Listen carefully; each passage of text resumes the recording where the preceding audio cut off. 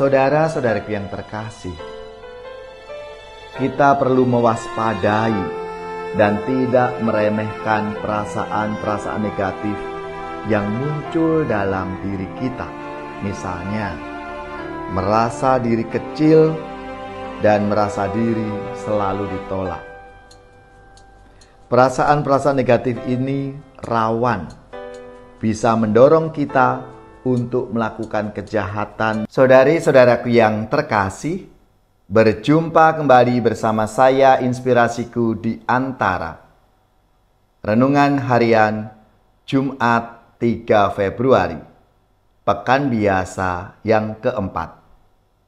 Semoga kita bersama keluarga, komunitas kita, selalu dalam keadaan baik, sehat, dan tetap bersemangat.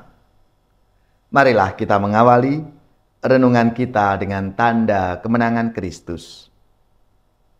Dalam nama Bapa dan Putra dan Roh Kudus. Amin. Allah Bapa sumber kerukunan dan kedamaian, Engkau menganugerahi kami cinta kasih dan damai untuk kami hidupi dan kami bagikan kepada sesama. Kuatkanlah kami dengan Roh Kudus-Mu, agar kami dapat saling menolong dan membantu demi mewartakan kemuliaan dan belas kasih-Mu. Dengan pengantaraan Yesus Kristus Putra-Mu Tuhan kami, yang bersama dengan Dikau dalam persatuan Roh Kudus, hidup dan berkuasa, Allah sepanjang segala masa. Amin. Dalam nama Bapa dan Putra dan Roh Kudus.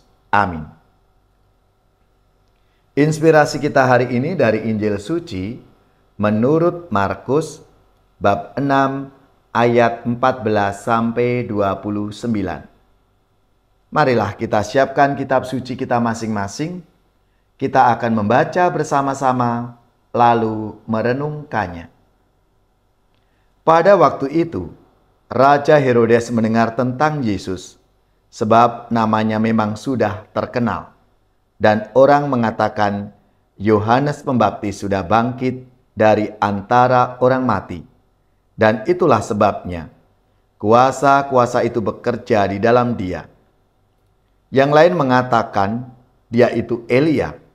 Yang lain lagi mengatakan dia itu seorang nabi, sama seperti nabi-nabi yang dahulu. Waktu Herodes mendengar hal itu, ia berkata, "Bukan. Dia itu Yohanes yang sudah kupenggal kepalanya dan kini bangkit lagi." Memang Herodeslah yang menyuruh orang menangkap Yohanes dan membelenggunya di penjara. Berhubung dengan peristiwa Herodias, istri Filipus saudaranya, karena Herodes telah mengambilnya sebagai istri. Karena Yohanes pernah menegur Herodes, "Tidak halal engkau mengambil istri saudaramu." Karena kata-kata itu Herodias menaruh dendam pada Yohanes dan bermaksud membunuh dia. Tetapi tidak dapat, sebab Herodes segan akan Yohanes karena ia tahu bahwa Yohanes adalah orang yang benar dan suci. Jadi ia melindunginya. Tetapi setiap kali mendengar Yohanes, hati Herodes selalu terombang-ambing. Namun ia merasa senang juga mendengarkan dia. Akhirnya, tiba juga kesempatan yang baik bagi Herodias ketika Herodes pada hari ulang tahunnya mengadakan perjamuan untuk para pembesar, para perwira, dan orang-orang terkemuka di Galilea. Pada waktu itu putri Herodias tampil lalu menari, dan ia menyukakan hati Herodes serta tamu-tamunya. Maka raja berkata kepada gadis itu, "Mintalah daripadaku apa saja yang kau ingini, maka akan kuberikan kepadamu." Lalu Herodes bersumpah kepadanya, "Apa saja yang kau minta akan kuberikan kepadamu, sekalipun itu setengah dari kerajaanku." Anak itu pergi dan menanyakan ibunya, "Apa yang harus kuminta?" Jawab ibunya, "Kepala Yohanes Pembaptis." Maka cepat-cepat ia pergi kepada raja dan meminta, "Aku mau, supaya sekarang juga engkau berikan kepadaku kepala Yohanes Pembaptis dalam sebuah talam. Maka sangat sedihlah hati raja. Tetapi karena sumpahnya dan karena segan terhadap tamu-tamunya, ia tidak mau menolaknya. Raja segera menyuruh seorang pengawal dengan perintah supaya mengambil kepala Yohanes. Orang itu pergi dan memenggal kepala Yohanes di penjara. Ia membawa kepala itu dalam sebuah talam dan memberikannya kepada gadis itu. Dan gadis itu memberikannya pula kepada ibunya. Ketika murid-murid Yohanes mendengar hal itu, mereka datang dan mengambil mayatnya, lalu membaringkannya dalam kubur. Demikianlah sabda Tuhan. Terpujilah Kristus.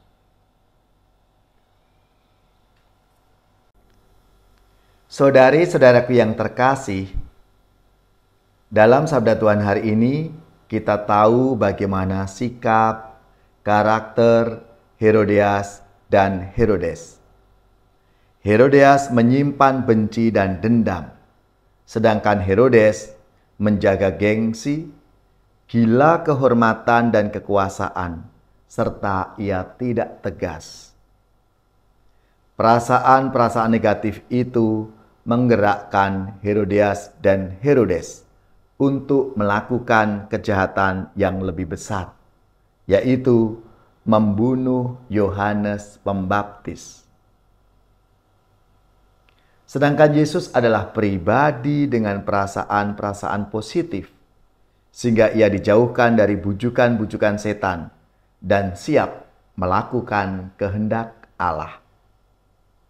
Saudara-saudaraku yang terkasih, kita perlu mewaspadai dan tidak meremehkan perasaan-perasaan negatif yang muncul dalam diri kita. Misalnya, merasa diri kecil dan merasa diri selalu ditolak. Perasaan-perasaan negatif ini rawan, bisa mendorong kita untuk melakukan kejahatan yang lebih besar kepada sesama kita. Oleh karena itu, sambil mengolah perasaan-perasaan negatif itu, kita mengupayakan untuk berpikir dan bersikap positif terhadap sesama kita. Kita diajak untuk selalu melihat orang lain itu sungguh-sungguh gambaran Tuhan sendiri. Maka kalau kita sungguh melihat itu adalah Allah sendiri yang hadir dalam diri sesama kita, maka sikap kita pun akan lebih baik dan positif. Kita dijauhkan dari sikap-sikap negatif itu. Maka marilah, saudari-saudaraku yang terkasih, melalui sabda Tuhan hari ini, kita semua dipanggil untuk menjadi saluran rahmat dan berkat Tuhan untuk sesama kita dalam hidup kita setiap hari. Bapa yang Maha Sempurna, jadikanlah kami peka akan hadirnya perasaan-perasaan negatif dan bantulah kami untuk mengolahnya, serta janganlah biarkan kami dikendalikan oleh perasaan negatif itu dalam mengambil keputusan-keputusan. Tetapi tumbuhkanlah dan kobarkanlah selalu sikap positif dalam diri kami.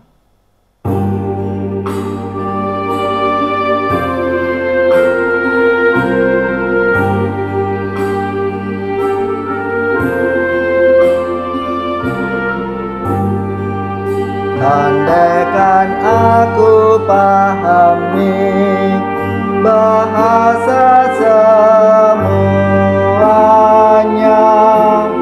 hanyalah bahasa cinta, kunci setiap hati. Ajarilah kami Tuhan bahasa cinta kasih. Andaikan aku lakukan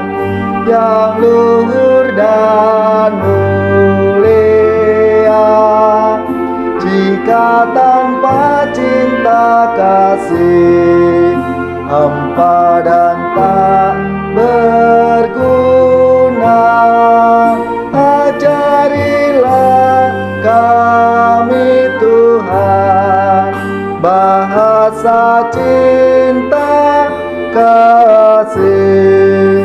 Andaikan aku dermakan segala harta milik, hanya cintaku yang mampu membahagiakan orang.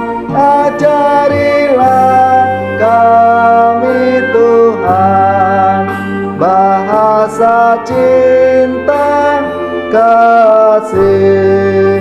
Cinta itu lemah lembut, sabar dan murah hati, tidak cari keuntungan, tidak megahkan diri. Ajarilah kami Tuhan bahasa cinta kasih. Saudari-saudaraku yang terkasih, marilah kita mengakhiri renungan kita hari ini dengan mohon berkat Tuhan. Kita akan menerima tugas perutusan. Marilah kita siapkan hati kita untuk menerima berkat-Nya. Semoga saudari-saudara sekalian, keluarga-keluarga dan komunitas kita, orang-orang yang kita doakan, mereka yang sakit, yang menderita, seluruh tugas, belajar, pekerjaan, usaha, serta karya pelayanan kita, dibimbing, dilindungi dan diberkati oleh Allah yang Maha Kuasa, Bapa dan Putra dan Roh Kudus. Amin.